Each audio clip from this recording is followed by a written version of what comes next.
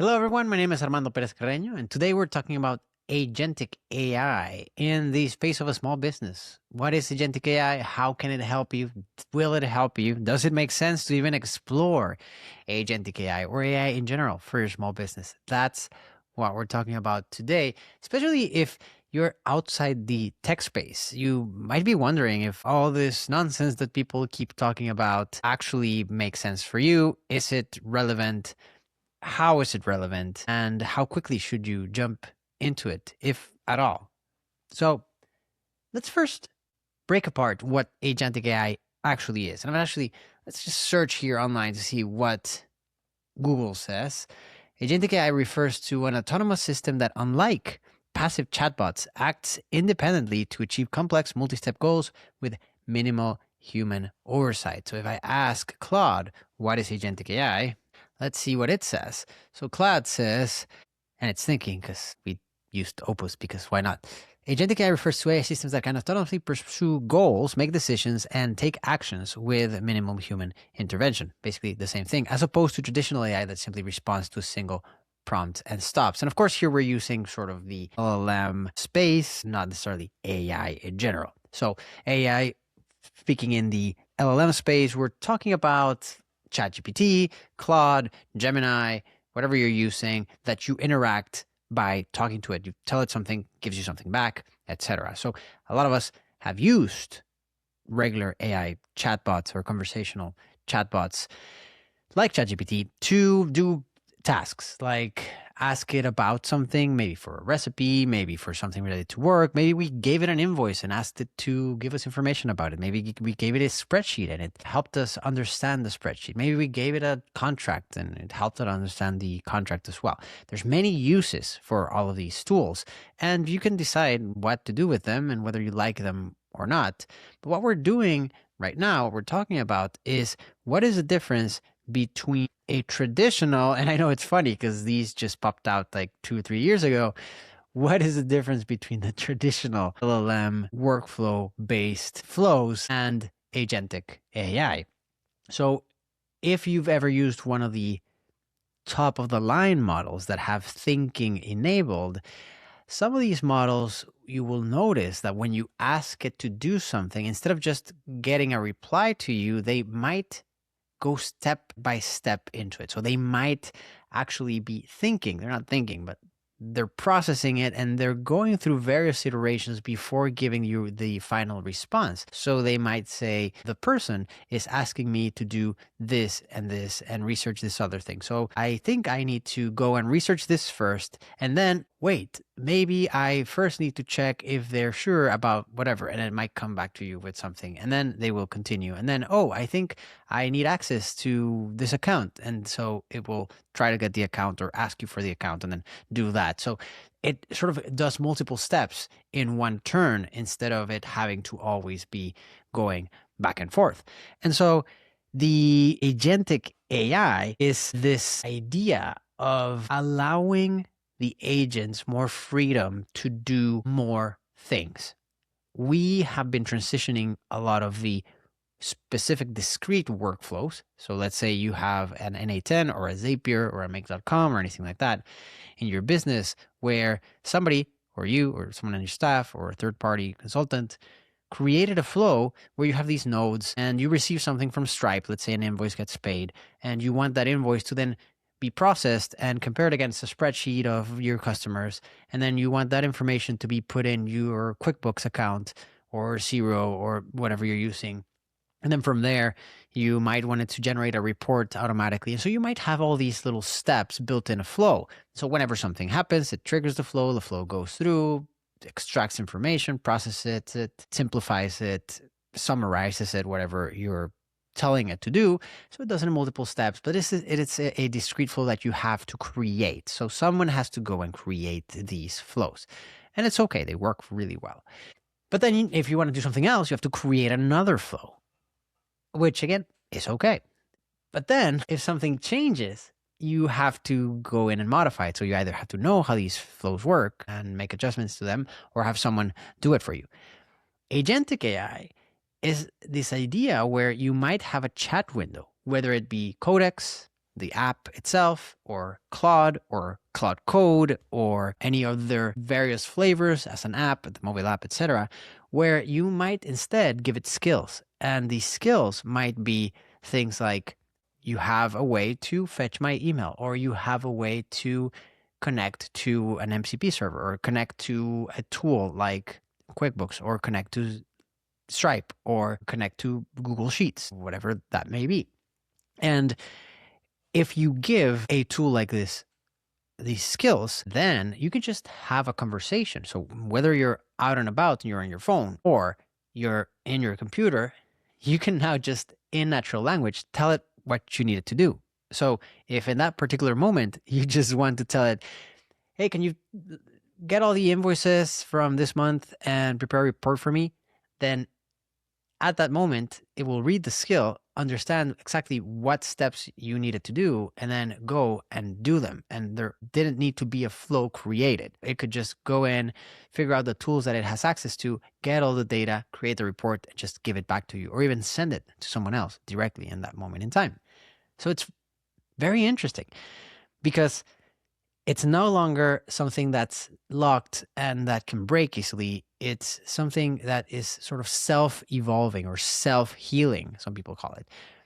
We've created some where you're talking to it and it creates the output or whatever you asked for it. And then if you tell it, oh, you made a mistake here, it is almost there, but we should have the images come from this other place, or we should have them in this other size or this other format. Then it might look at the history, it might look at the files if you're using Cloud Code or Codex, and then review them and not only fix the final output for you, but then it might suggest, okay, I fixed it. It looks good. I will also go ahead and modify the steps so that next time you run it, it does it properly. So it self-heals in that sense where it'll just do it on its own. So it can modify its own code or instruction set so that next time it gets better. It's really interesting to see that actually happening. Also, you can share these. So once you have a process that you like how it works, you can then share that with a colleague or coworker or someone or everyone in your company, and then they can talk to the tool and ask it to do these different things. So I found myself personally sort of leaning more towards that. And I think a big opener to all this was OpenClaw. When Peter Steinberger created OpenClaw, it became very popular, I think, because it was just so easy to interact with the agent just using your phone via Telegram, WhatsApp, or whatever that may be. So the fact that you could just have your phone and open a Telegram chat, for example, right now, and in that moment, exactly when you have the idea, ask it to execute. So that was a huge unlock for me because while, yes, I have Cloud Code and Codex, and we use them all the time for the business because we create software and we create AI integrations and we create workflows for customers. Sometimes you're on the street and you just have an idea and you just want it to be done, or you want to run some research, things like that. So having that option to talk to the tools is amazing. One of the things that really excited me was one of the projects that we have is, or was, little baby project that was just starting out, and it's a type of web application, and we sort of launched it and it started working.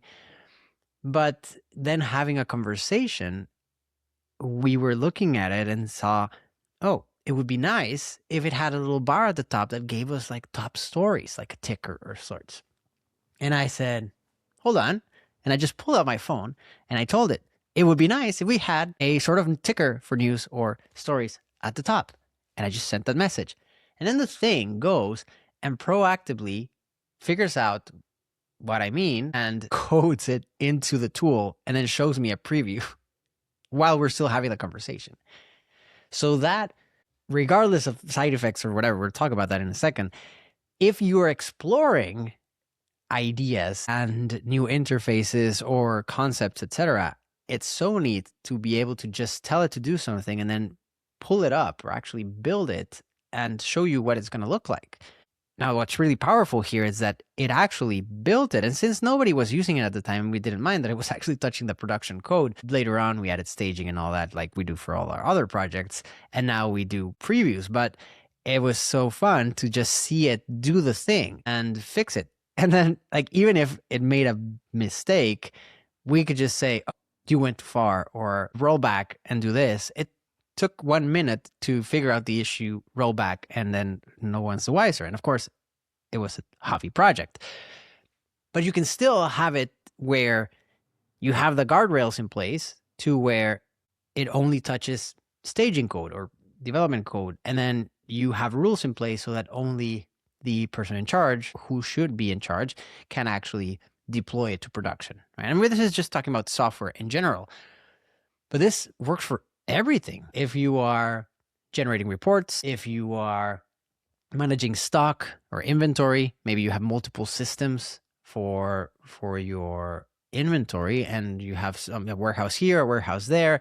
They all talk in different languages, different systems, etc. You can just connect your tooling to them such that even if you just want it to be read-only, it can pull all the data that it needs at certain intervals and create these reports for you on the fly without you having to have someone actually do them. So this opens up a lot of time for your team to focus on other things. So whether maybe they were just creating that report and take a lot of time, but it's always the same thing, you can have these tools create these.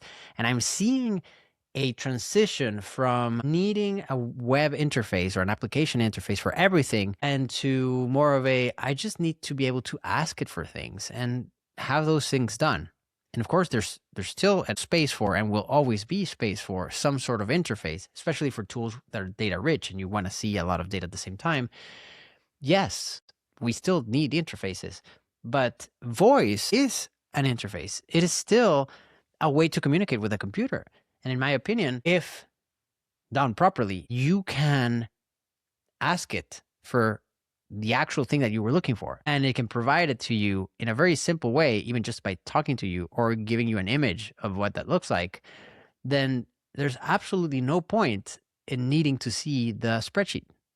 Does that make sense? Leave your comments in the chat. Yes, sometimes we feel, I'm just thinking out loud here, but sometimes we feel, oh, I still need the thing to show me, like, I have to see the spreadsheet, I have to see where the data comes from. But at the end of the day, if you think about it, for what's the purpose of you seeing that interface? Like, why did you go in there in the first place? You probably were looking to do something. So if you went to the bank, you were probably looking to see your balance, or you were probably to see the transactions. Or if you went to your inventory, you wanted to see how much is available, how much is left, because you want to calculate how much you should reorder. Like, you typically have a purpose for going into an application. You want to go into your email. It's not to see if you have mail. It's typically to see if there's something you need to do. Maybe someone's actually asking you a question. You want to respond to that question. So if we think about it in those terms, then most interfaces are not necessarily required if you can obtain the level of detail or the digested response that you're actually looking for. And again, yes, there are some instances where you need dashboards, security, other things where you need to see the data moving and have alerts and things like that. And sometimes our eyes will allow us to see many more things at once than what can be told to us, which might take time. But even in those cases, like if you think deeper, you need this dashboard where you're seeing everything that's happening, but really that's a lot of noise. You only want to hear what's really important. Like if there was a threshold that was passed, and this applies to factories, manufacturing, you're not looking at all the sensor data and seeing like, okay, is this looking good, etc. No, you have alerts. You have little red, yellow, green lights that tell you if something is outside certain thresholds so that you know that you need to act, or now or soon or later or whatever. And if the system can get that already and just let you know proactively when something is happening or when something needs to be done, then that interface just becomes your chat or your voice communication to it, or your video communication to it. So it just changes the way we interact with the computer and our devices, from being the screen in a computer to maybe a TV somewhere, or a mobile device, or AR glasses, or whatever you're using, or just a headset and be able to listen to those items. So it's becoming very interesting, especially when things are done properly. So of course, there are situations where you tell it to do things that it does the opposite. And well, that it probably won't do the opposite, but it might make a mistake, understand the wrong thing, and then execute something else. And so that's why after OpenClaw came out, a lot has been put into making it safer, more secure, have guardrails. Like I just noticed earlier this morning that I was talking to, we use OpenClaw for very specific things, again, more of the hobby side things. And then there are some things that we interact with it, but we have certain guardrails for it. But then I just noticed this morning, even in one of the hobby projects, that I was asking it, I'm looking over here because I have it here. I was asking it to do something specifically to push or create a new repository on GitHub. And whereas before it would just say, yeah, for sure, here I go. And since it has access to the command line interface and it can talk to it, it would just do it. But now in the newest version, it says, but since this is an action that will create something outside this computer or that will do a send action, I should stop and ask the user. So I saw the thinking process there and it sent me a message. I need to validate that you're okay with me doing it, even though it has all these permissions to do all sorts of stuff. So they're narrowing it down to be safer, especially with it being acquired by OpenAI, and then NVIDIA's CEO talking about how that's the future. And I think a lot more people are going to start to use it. So putting in those guardrails and protections is good, because if someone just installs it and just lets it do stuff blindly, it can be a real danger. That aside, fantastic tool, fantastic idea. And then I really liked that people like the team at Anthropic started adding a lot of these features into Claude Code in a safe way. So if you already trust Anthropic to be able to use Claude Code, to be able to use their co-work feature, etc., they added the remote thing. So you can just remote connect to it and talk to it in your phone to the instance that you have in your computer. And then they added the what are they called? I don't know if sessions. I don't know. I haven't used that feature, but they added this feature which allows you to connect to it via tools like WhatsApp and Telegram. So basically, it's bridging that gap between the full-on OpenClaw thing where you install the thing, you just let it loose on a computer, and then this sort of narrower scope where you can still talk to it in your other interfaces, which is really nice, without giving it a lot of access. And then yesterday, I believe, they released the computer use, where now it can actually use the computer and go in and click on things in the computer. And if you're doing it safely or with certain care, it's super powerful, because you can imagine if we're already talking about these tools where you just talk to it to ask it to do things. One of the examples that we see often is I need a sort of scraper. For those of you who are not technical, a scraper is basically a tool that can go somewhere and fetch information that you want to store or consume or process. For example, there are many events. Maybe there are a lot of live events, and you want to learn what all these live events are. But you have to go to 5 or 6 different websites to figure out all the live events that are coming to your town. So a scraper might visit all these events places and get a list of all these events for you. And then you can have a summary of them and you can filter them out, etc. And you don't have to go to each of their websites. Now, imagine if you're like a very big live events fan and you love country music. So you don't care about anything else. You just like country music. And so if you go to all these websites, you're going to be spending 5-10 minutes every time you want to check that. And if something new comes up, and maybe there are tickets, and maybe it's very popular and tickets get sold out, etc., you want to be on top of things. So you have access now to these tools. Let's say you have Claude, you can use co-work, whatever you want to use. They have multiple flavors. You can now say, even in the browser, there's a browser extension for Chrome. You can go on it. You can go to the website. You can record this little record thing. You can say, visit this website. Look at all the events, go to the next page, go to the next page, go to the next page, add the filters for country music, and store them in a spreadsheet, wherever, in a file. Then go to this other page and do this, and you show it how to do it. Then go to this other page. So you tell it how to go to those 5 pages that you typically go to. And then you can tell it, now do this 3 times a day at these times. And we'll just do it in your browser, in your computer. It'll just do it. You don't have to code anything. You don't have to program anything. It's just doing it, storing everything. And then you can have another thing that just runs every day, every morning, or whatever you want it to run, that will then summarize all that. And based on your parameters, because maybe you like specific bands, so it can trigger some that have higher priority because of what you like, or because there are less tickets available, or because there's going to be a lot of engagement for that particular one. I don't know. You can then tell it every morning, give me a morning brief that includes all of these events, or during the day. If you find something that's going to sell out fast, just send me an email immediately, give me the link, and then I can click and do it. Of course, you can have it also do extra things for you. But if you see this very simple example, it now really works like an assistant, where you could tell someone to do something, or you could just tell this thing to do it for you, and you can guide it, and there's no code involved. And it does it. And it does it relatively well. Now, there was this video I was watching from Andre Karpathy. I don't know how do you say the first name. Sorry. He was saying that all the coding he's done, and I've heard this from many people, has been null for the past few months. It's just telling the LLM to code stuff for you. You review it, etc. if you want, or have processes for it, but you're not really writing code like you were writing code maybe a few months ago or a couple of years ago.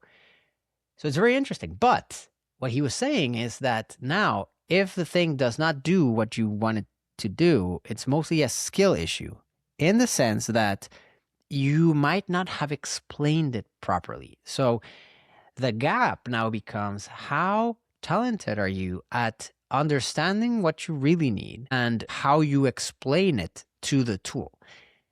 So if you're very good at explaining your requirements, it will do it. It will do it very well. And you can do almost anything you want, because programming language-wise, it knows everything. And tool-wise, it can know mostly everything about most tools, at least the popular ones, because there's documentation. It can read the documentation. And many tools now even have MCP servers, or just call them connectors, that allow the LLM to understand how their documentation works. And so it can understand exactly how the tool works. So if it knows how to program perfectly in any language, and then it can also understand tools and their documentation, how they work, then it can pretty much do anything. But if you don't explain exactly what you need and you don't think of edge cases, then that's where it might not produce exactly what you're looking for.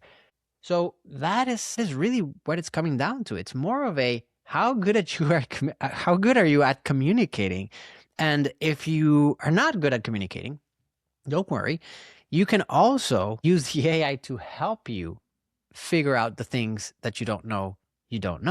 So if you're using Cloud Code or Codex or Gemini, whatever you're using, you can tell it to plan something. So use the plan features. It's very good. The plan feature just sort of goes in depth and figures out what it needs to do and shows you a plan for it before actually building anything. But apart from that, make sure you tell it to interview you and ask you anything that is not clear or immediately clear. Well, what that does is that it will then give you questions so that you can answer and give it clarity. And then you can ask and do it back and forth and do this process where you're talking to it until the scope is completely clear. And then it can have a good plan that it can then implement and build the whole thing. And then now we can go into skills and things that exist, which are instruction sets, mostly written in natural language that you can understand, but some of it has code that can help even someone who has never developed software understand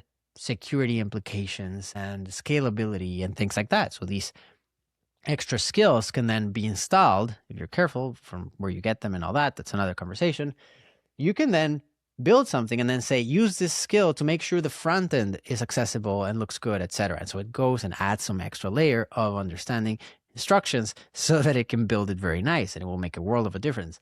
And then make sure you're following security best practices. Use the security skill, and it can use that skill to make it secure, to make sure you're not having any publicly accessible endpoints, or you're not leaking credentials for things like that. And there's many of similar things as skills that you can use.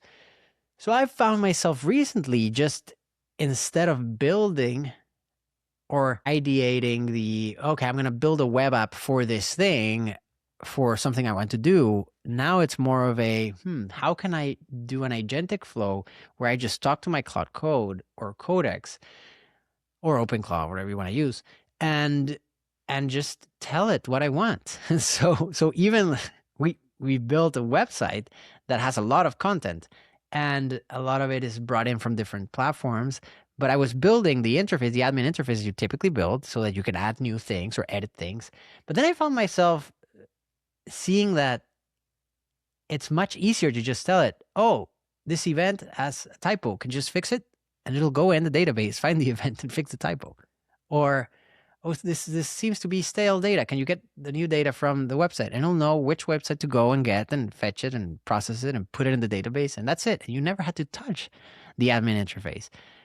So it becomes, again, a paradigm shift of now you just talk to the things in natural language, which I think that was the whole idea when the computers were first envisioned. It's a thing that you can talk to and get it to do things. But originally, the software, the hardware, there just wasn't possible to do that the way we have it now. So you had to create programming languages, and you had to create software, and you had to create operating systems. But where we are now, I think we've successfully gone into the space where we actually can just talk to it and have it do things, which is amazing. So that's what I want to talk about. If you have a small business and you're looking to see how this all fits in, just think about what processes you're currently doing by hand that you feel that are repetitive. That's a great place to start. If you're just always doing something with invoices, always doing something with spreadsheets, always doing the same sort of thing, that can very likely be automated. And now you don't have to do it with code. You may want to do it with N8N or Zapier or something like that. But then there's also the agentic versions of this, which are more flexible. And of course, you have to be more careful and everything. But if you do it with someone that also do what they're doing, then you could do something very well. But even if you just want to experiment with it, that's the fun part. Just try it. Like, there's nothing stopping you from opening Claude or even Claude Code and watching a YouTube video, see how it works a little bit, and just experimenting, grabbing some files, telling it, here are the files. What can you read from them? And you'll be surprised by their OCR capabilities, how it can understand a PDF, what's inside it. And you'll see that you can literally give it documents and it'll process them and then give you something out. And then you can say, great, now can you put that information in a spreadsheet? And then I'll say yes, and then I'll put it in a spreadsheet. And okay, can you modify the columns? Can you add a formula? Can you do a VLOOKUP, etc.? And it'll do the things for you. So once you see it doing it and you see that it's done a good job, then you can say, can you create a skill for me so that it's repeatable and I can share with someone? And then it'll create this thing called a skill for you.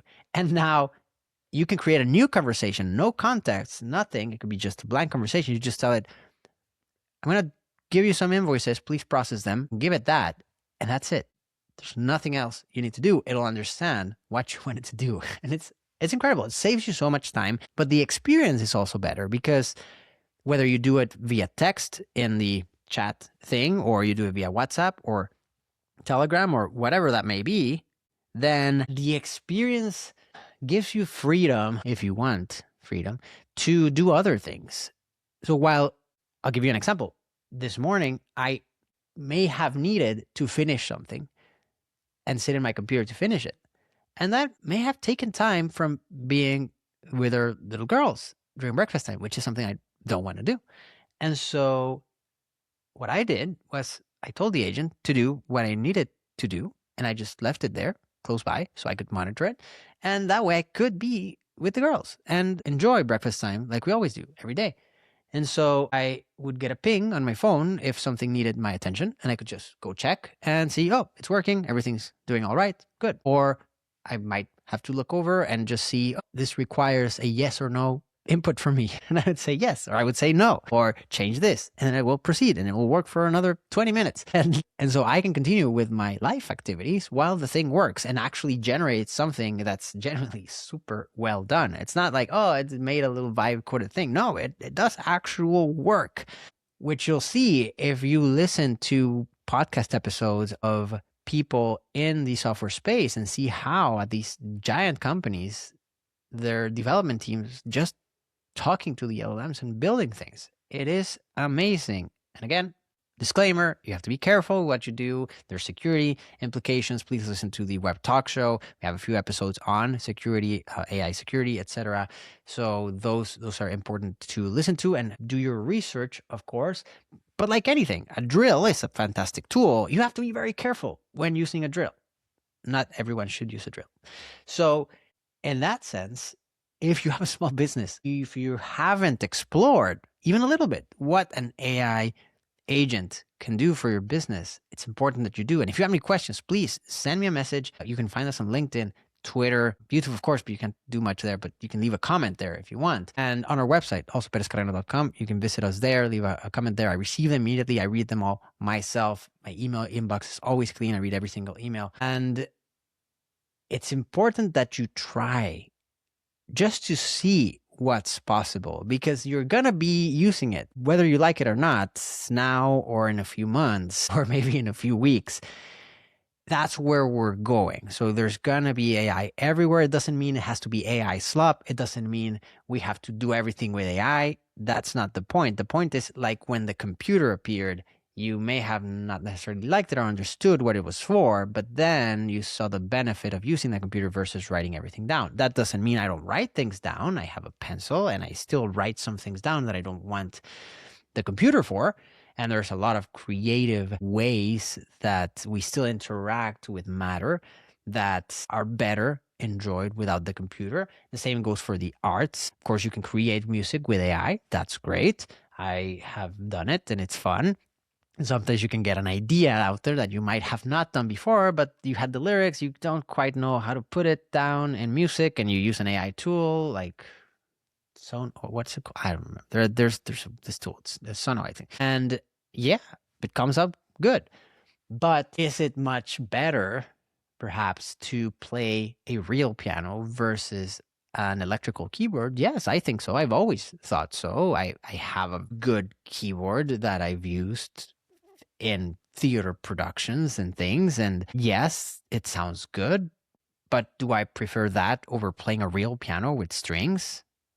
No, never. I will always prefer the actual piano. Convenience-wise, yes, I can take this. I can put it in the car, take it somewhere else, use it with headphones.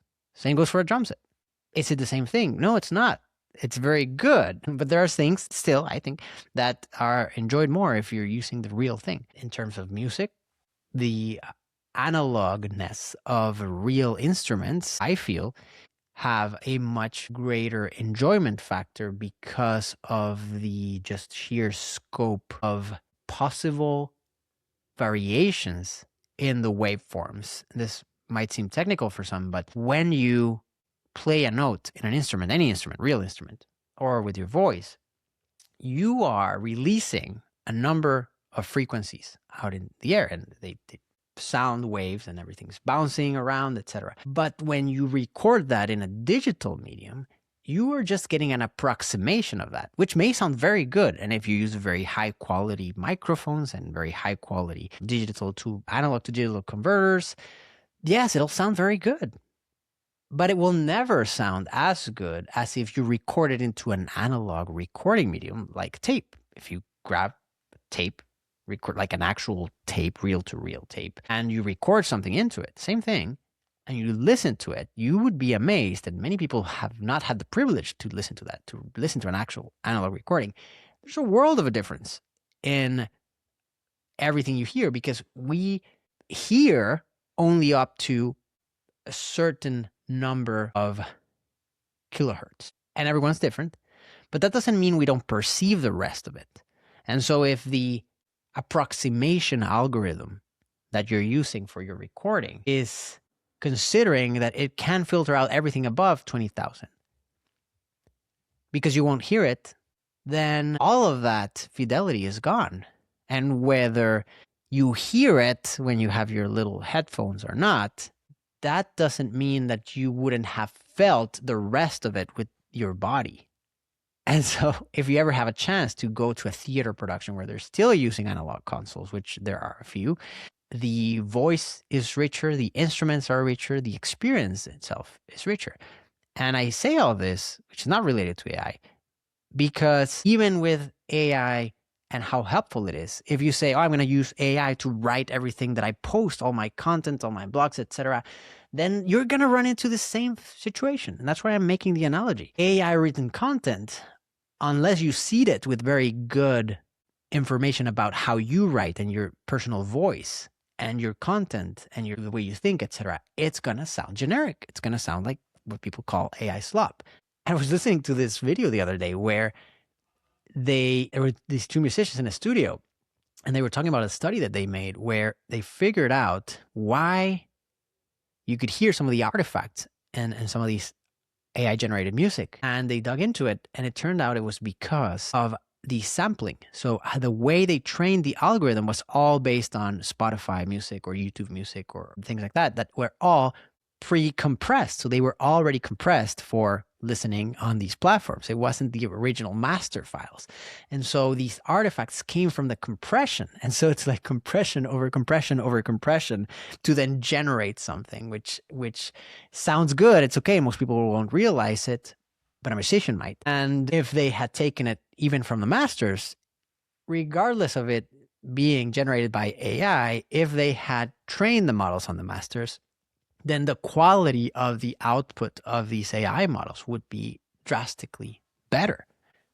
Just things to think about. These tools are amazing. It doesn't mean you're going to replace everyone. And I'm also saying this to make the jump to, this doesn't mean you're going to replace your staff with AI. Yes, there's going to be cuts and things like that because you are restructuring. You might not need these people to do this thing. Now the AI can do it, but you need people to do this other thing. So if you don't need people in the front, maybe because the AI is handling lead capture, generation, whatever, you're going to need a lot of people in the back to produce everything that these are selling. So it all balances out in the end. And so being prepared for it, I think, is very important. And that's why I recorded this video during this live stream, just to let you know that there is a space to use it. You don't have to use it to replace everything you're doing. You don't need to use it to replace employees. You need to use it to understand where everything is going so that you are not left behind when all your competitors are using it and you're the last one out. So I hope this helps. And if you have any questions about all this, please shoot me a message directly on our website, Perez-Carreno.com, or any of the platforms where I'm streaming right now. You can just send a message. I read them all. And if you have any questions about your business, please, no questions asked. There's no gatekeeping or anything like that. Just reach out and I'll be happy to help you see what can be done for your particular business, especially if it's a small business, brick and mortar business, local business, and you're just confused, like, I don't do any software things. Where do I fit in with this? Or if you have a more traditional type of business, trust me, there's a lot you can do that will make it better for you, such that your team has a lot more time to do other more important tasks. At least that's the way I see it. So I'll leave you with that. And if you haven't heard our podcast, we have the Web Talk Show podcast. You can find it on Spotify, YouTube, Apple Podcasts. And then if you go to webtalk.show, that's where you can find it as well. And wherever you're watching this, make sure to like if you like the content and subscribe if you are on a subscribable platform like Spotify or YouTube. And I will see you in the next one. Cheers, everyone.